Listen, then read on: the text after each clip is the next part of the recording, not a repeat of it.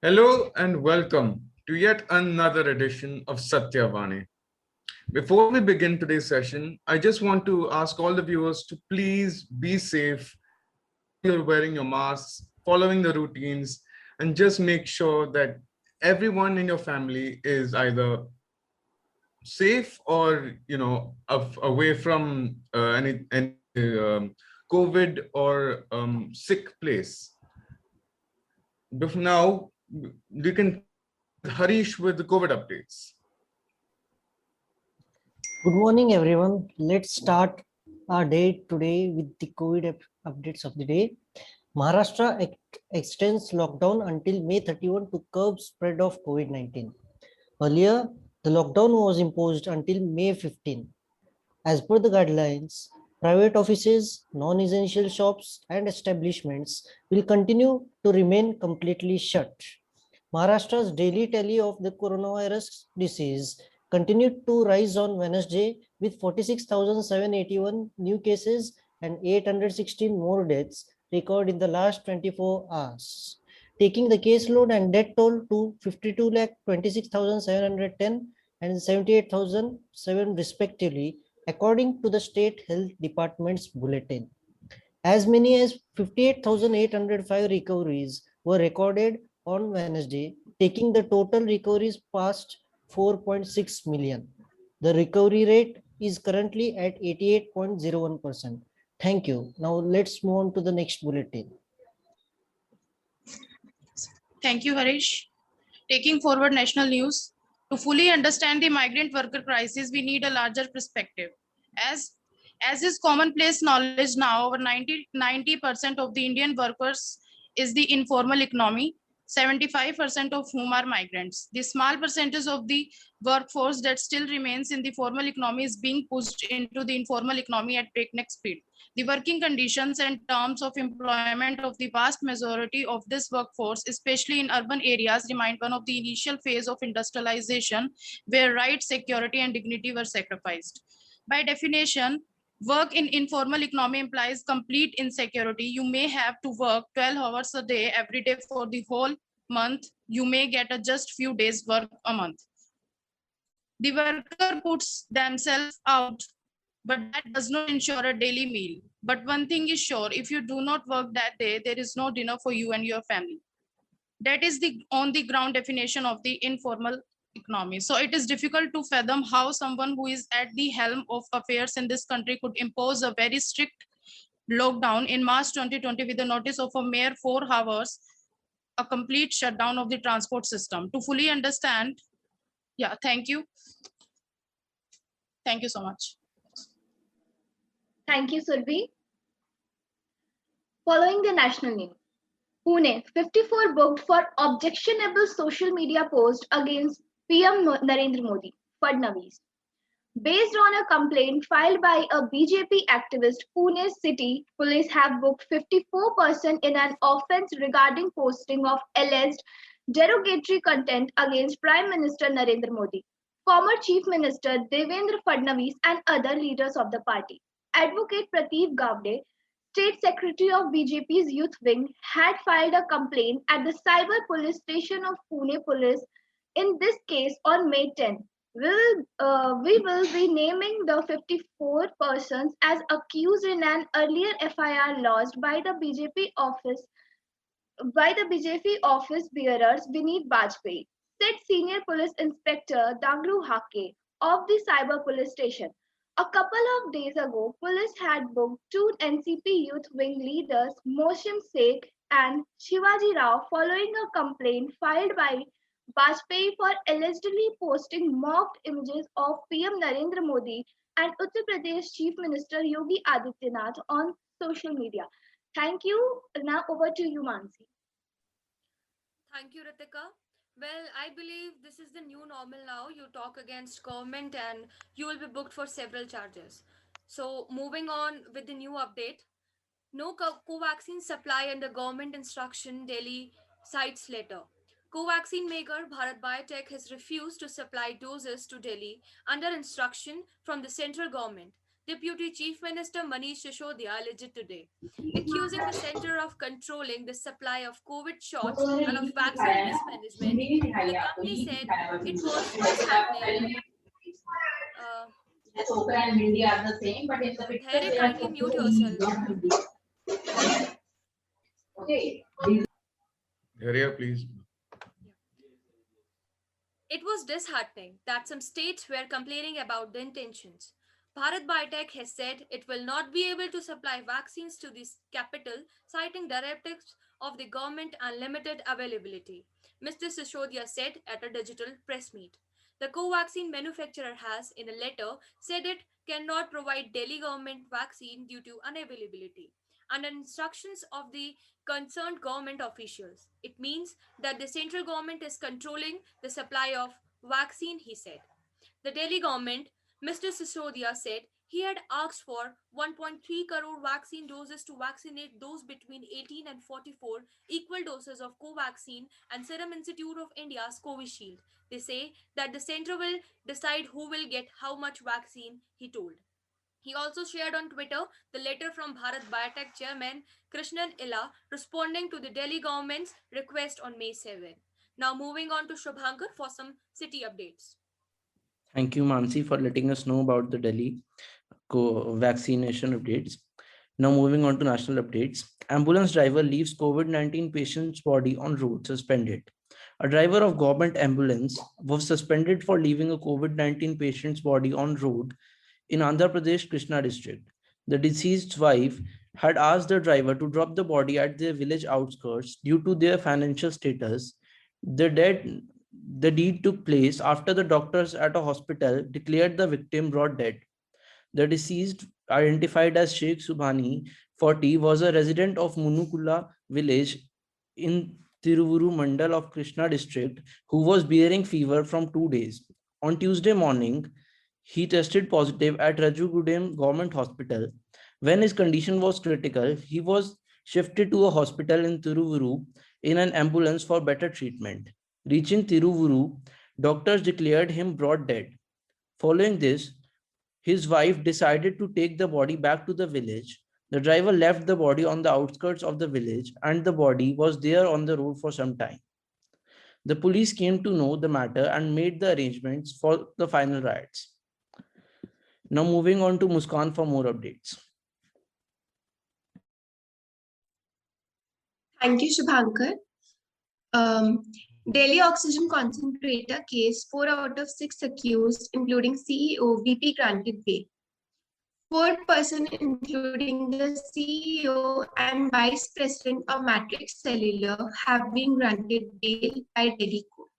They were arrested in connection with the alleged black marketing of oxygen concentrators that were recovered from 3 top restaurants in the national capital.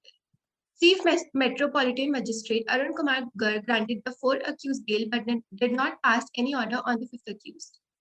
On Saturday, the Delhi police arrested the company's CEO Gaurav Khanna and Vice President Gaurav Suri along with 3 others. The accused have been booked under sections related to cheating, Epidemic Disease Act, and Essential Commodities Act. Police said they had recovered 524 concentrators from top 2 restaurants, Town Hall and Khan Chacha in Khan Market, Negedu in Lodi Colony, and Matrix Warehouse in Chhatarpur's Mandi village. All 3 restaurants are owned by businessman Navneet Kalra. During the hearing, CMM Arun Kumar Garg pulled up the state, stating the job of the government was not that of a terrorist. Now moving on to Tanya for some more updates. Thank you, Muskan. Mumbai COVID vaccination for 60 plus due for second dose allowed through voting.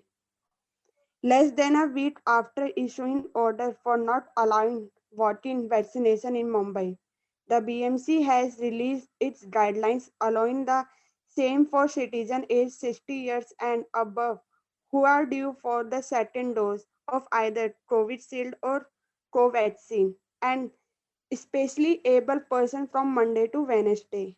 From Thursday to Saturday, vaccination would take place only with period appointment, while Sunday vaccination would remain closed. The BMC has started the voting will be allowed only for citizens, only at the vaccination center near to their homes. In a circular issue on Wednesday, the BMC Commissioner Iqbal Singh Chahal has also said that in every corporate ward, one vaccination center is being started. And in order to ensure that the same function smoothly, the timing of the center should be fixed based on the vaccination available for the day. In order to ensure that the center functions to its fully capacity, there should be 100 doses available at every booth, and the number of booths at the center should depend on the number of persons being vaccinated there. South Mumbai MLA Amin Patel said that he had already written to the authority requesting that senior citizens be allowed to vote in the directly on alternative days at least. This system is also acceptable. It is unfair if the vaccination center in South Mumbai has people coming from Warsaw and Goregaon, will local there are being deprived, he said. Now moving on to Dhairya. Thank you, Tanya. Now let's move over to some international news. India India made the incorrect assumption that it was finished with the COVID-19 pandemic and opened prematurely that has left the country in such dire straits. America's top infectious disease expert Dr. Anthony Fauci has told senators. India has made severe affected by the unprecedented second wave of the coronavirus, and hospitals in several states are reeling under the shortage of health workers, vaccines, oxygen, and drugs and beds. The reason that India is in such a dire straits now is that they had an original surge and made the incorrect assumption that they have finished with it. And what happened? They opened up prematurely and wind up having a surge right now that we are all in very aware of extremely devastating. Fauci told the US Senate Health Education Labor Pension Committee during a hearing on Tuesday on the COVID-19 response. Dr. Fauci, who is the director of the US National Institute of Allergy and Infectious Disease, is also the chief medical advisor to President Joe Biden. Chairing the hearing, Senator Patty Murray said that the surge of COVID-19 that is devastating India is a painful reminder, really, that the US can't end the pandemic here until it ends everywhere. I'm glad that the Biden administration is leading the global fight by rejoining the World Health Organization and funding global vaccine efforts and committing to uh, donate 60 million AstraZeneca vaccines to other countries by July 4th. Now let's move over to Bobby. Thank you, Daria. That was rather insightful. Now, moving on with the international news. Kerala women killed in Palestinian rocket strike in Israel. A Kerala woman working in Israel was killed allegedly in a Palestinian rocket strike, her family members said. They said the rocket fell on the residence of 31-year-old Saumya in the city of Ashkelon while she was talking to her husband Santosh, who is in Kerala, over video call in the evening. My brother heard a huge sound during the video call. Suddenly, the phone got disconnected. Then we immediately contacted fellow Malayalis working there. Thus, we came to know about the incident. Mr. Santosh's brother, Saji, told. Soumya, hailing from Kirtod in Idiki district, had been working as a housemaid in Israel for the last 7 days, her relatives said. Now, moving on to Harish for financial news. Yeah, let's move on to the financial news of the day. April retail inflation eases to 4.29% on sharp fall in food prices. The fall in inflation rate was primarily on the back of a sharp decline in food inflation. Data by the National Statistical Office shows that consumer food price index inflation dropped to 2.02% in April from 4.87% in March. Consumer price index based inflation for the month of April 2021 came in at 4.29%, the lowest in 3 months, compared with 5.52% in March, and well within the Monetary Policy Committee's medium-term inflation target range of 4%, official data showed on May 12. This is the fifth consecutive month that CPI inflation is within the MPC's target range. On March 31, the center gave the MPC an unchanged inflation target for 2021-22 to 2025-26. The fall in inflation rate was primarily on back of a sharp decline in food inflation. Data by the National Statistical Office shows that consumer food price index inflation dropped to 2.02% in April from 4.87% in March. Thank you. Now let's move on to Agastya for the editorial. Thank you, Harish, for the financial news update. Now, moving on to the editorial. Bharat Desh Mahan. Is state data used? The lotus looks withered, but even districts can't save the lotus. Should we talk about rural-urban divide? Even that shows that the so-called benign king is naked. Where do we go?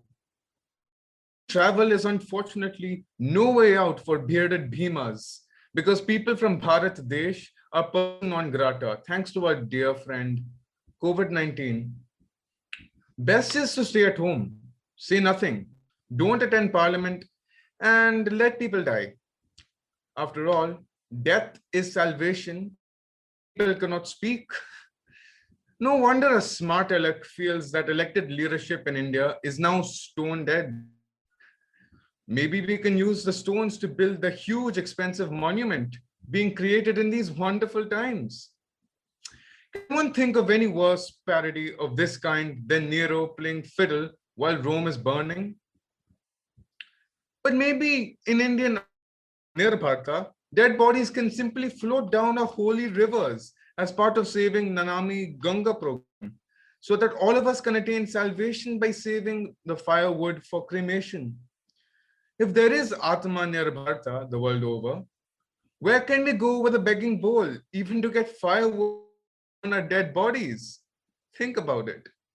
And now, moving over to Rebecca for the op-ed. Thank you, Agastya. Now, moving on to the op-ed, a breathing technique to combat COVID.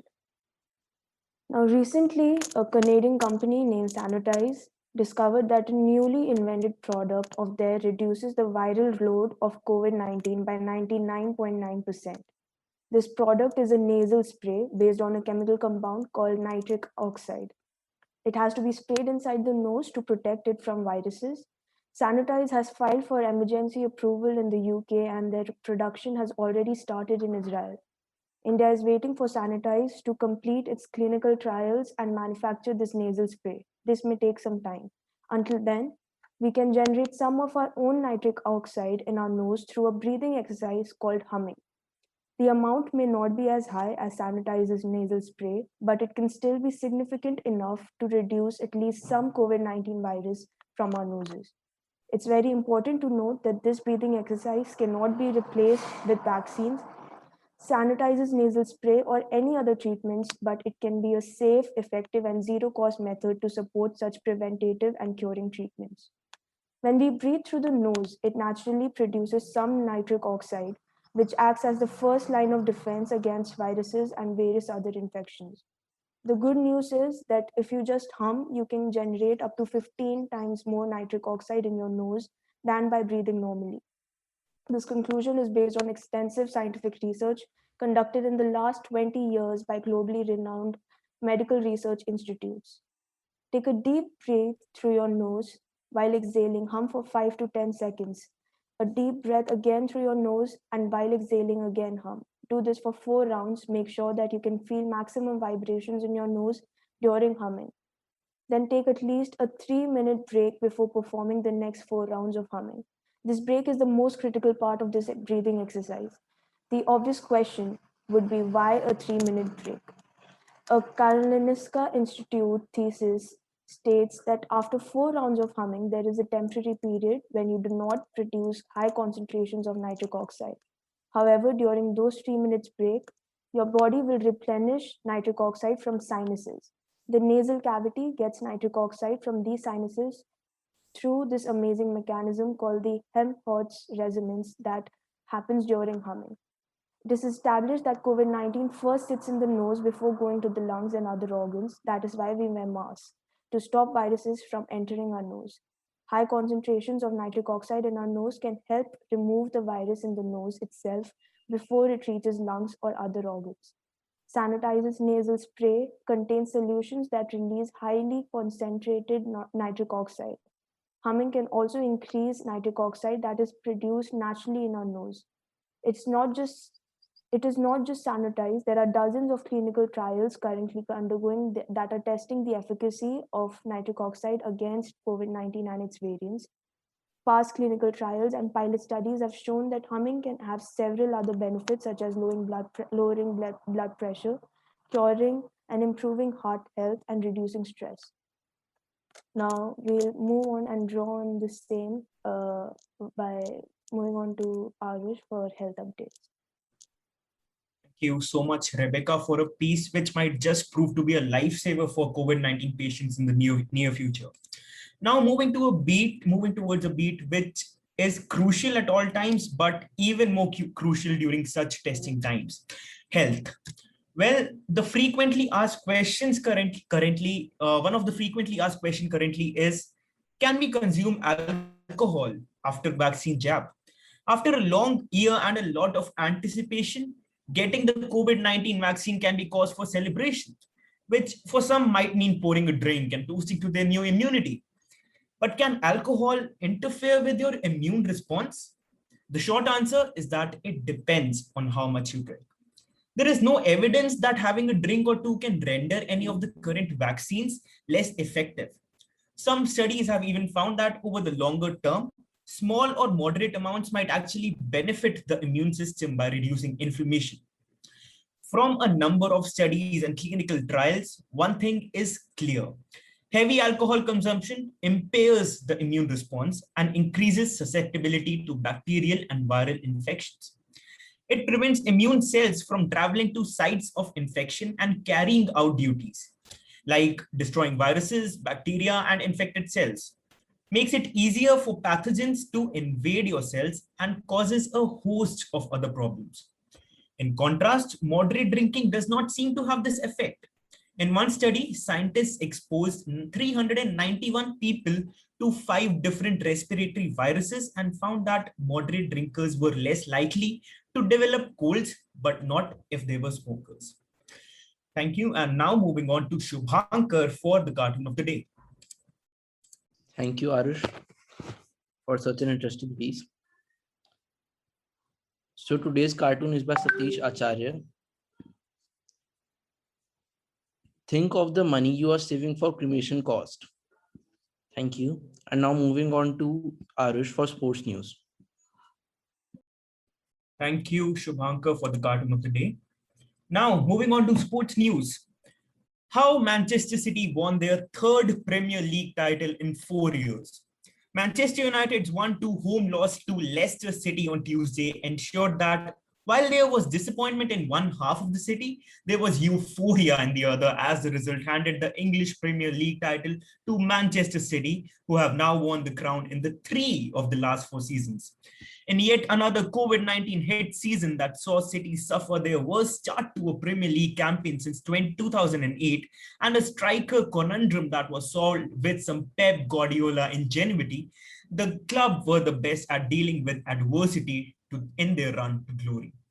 Signing central defender Ruben Diaz from Benfica for 62 million euros, then pairing him up with John Stones, another high-profile central defender who was earlier struggling at City, seemed to have completely changed the defensive structure of the team. They allowed a mere 78 shots on target, 18 fewer than the next best in this regard, Chelsea. The striker-less football experiment that Guardiola began with Leo Messi at Barcelona has taken shape at City now. The false nine position is one that has routinely been activated by the Spaniard and used to devastating effect, be it Kevin De Bruyne against Chelsea, where City had less possession but more clear chances on goal, or Phil Foden at Anfield, as the youngsters' movement of the ball was just not picked up enough by Liverpool. The common theme in both these landmark games of the season for City was Gundogan and his goals. For long, the future of 20-year-old foreign and cities' heavy spending in transfer windows has been on a collision course. But in a midfield that is one of the most stacked across Europe, with names like De Bruyne, Gundogan, Riyad Mahrez, Raheem Sterling, Bernardo Silva, and Ferran Torres, giving time and space for a young, homegrown player to come into his own has never seemed to be a concern for City until now. The season's still not over for the blue side of Manchester, as they'll be facing Chelsea in the grandest stage of club football, the UEFA Champions League final on the 29th of May, and potentially get their hands on that particular silverware for the first time in their history. And with that, we move to Dharya for some crime updates. Thank you, Arush, for this interesting piece. Now let's move over to some crime news. Crime branch nabs 4 for black marketing of oxygen cylinders, Kanpur. 4 persons, including a managing director of an anchor of a local Hindi TV news channel, were arrested by crime branch of the police for their alleged involvement in black marketing of oxygen cylinders. Acting on a tip-off, the police arrested the accused, Ashwini Jain, MD and anchor of a local TV news channel, his brother Rishabh Jain, Pradeep Bajpai, and TV cameraman Abhishek Tiwari for illegal trading of cylinders. DCP Crime Branch Salman Taj Patil 2. Police also recovered 4 big oxygen cylinders and 6 small cylinders, a car and several ID cards of journalists from their possession. The accused have confessed to the crime. During interrogation, they revealed that they had brought 80 to 90 cylinders from Meerut to the city recently, while they used to sell big cylinders for rupees 55,000 and small cylinders for 40,000. They have sold nearly 70 to 80 cylinders to various hospitals and individuals in the city. They had hoarded cylinders at a hideout in Panki industrial area. Now, let's move over to Srishti for some science and technology updates. That was a distressing piece of news. Anyway, thank you, Dharya. Moving on with the science and technology beat. WhatsApp responds to privacy criticism. Facebook-owned messaging giant WhatsApp has responded to criticism of its privacy policy by reportedly alleging that other apps and tech companies also show disdain for user privacy, an argument that could easily backfire.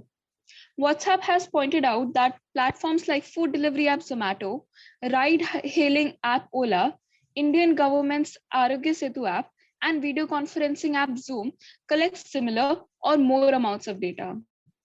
WhatsApp's affidavit also points fingers at the US tech giants Google and Amazon. In addition to this, it has also named Republic World, the digital venture of Republic TV, as one of the same. Moving on to Srijan for some entertainment news. Thank you, Srishti. That may prove to be an eye-opener for a lot of people using these apps. Now, in today's entertainment news, Tom Cruise has returned his 3 Golden Globes. The future of the Golden Globes was plunged into jeopardy on Monday as NBC cancelled its broadcast of next year's prestigious awards. The Hollywood Foreign Press Association, months following widespread allegations of racism, sexism, bullying, and corruption amongst its ranks. Tom Cruise on Monday returned his 3 Golden Globes to the HFPA in protest, according to multiple Hollywood trade outlets. The award's long-standing broadcaster NBC said in a statement, as such, NBC will not air the 2022 Golden Globes. Assuming the organization executes on its plan, we are hopeful we will be in a position to air the show in January 2023. The development comes days after Netflix and Amazon Studios said they would not work with the HFPA. Johansson, who said on Saturday she had refused to participate in HFPA press conference for years due to sexist questions and remarks that bordered on sexual harassment. In response, the HFPA Monday issued a detailed timeline of its pledged reforms, adding that systematic reforms is long overdue, both in our organization as well as within the industry at large. Now, the Golden Globes typically take place in January, kicking off a film award season that culminates in the Oscars, which are set for February 27, 2022. Thank you. Thank you, Srijan, for that really fascinating news about Mr. Cruz. Now, before we concluding piece, I'd like to ask Trisha to come forward and say a small piece about a few things.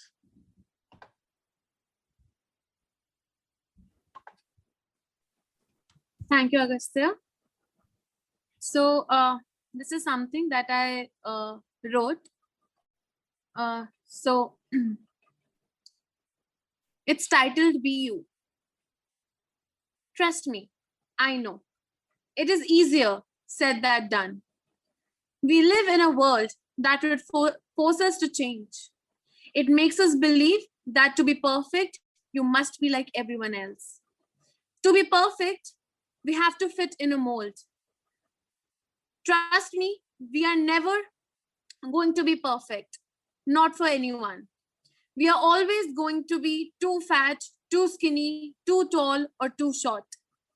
We are expected to do something and be someone who isn't us and who isn't real. Here's the truth: you are never going to be perfect. No two people come from the same mold.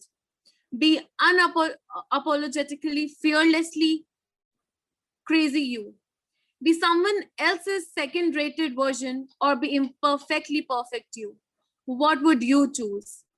We are all going to leave the world with some regrets. But do you want you to be that person who lived and wasn't even who he was? Thank you. Thank you, Trisha, for that touching piece. Now, we would finally like to end today's bulletin on a lighter note and highlight the fact that we human beings will always appreciate the lighter side, even in a crisis. Here are a few humorous memes and jokes that were repeated by the public when they were asked this specific question. Can you tell us something that you have heard or read recently that would help relieve stress in these tough corona times?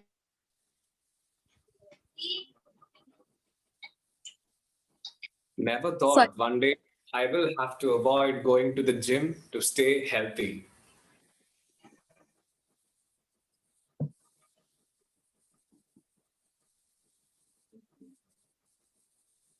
I heard that a terrorist blew up his own house after the government issued a work from home advisory for its citizens. How ironic.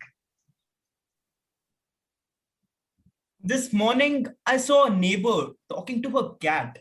It was obvious she thought her cat understood her. I came into my house, told my dog. Oh boy, we had a laugh. I heard that Finland just closed its borders. You know what that means. No one will be crossing the finish line today. Did you hear the joke about the germs? Never mind, I don't want to spread it around.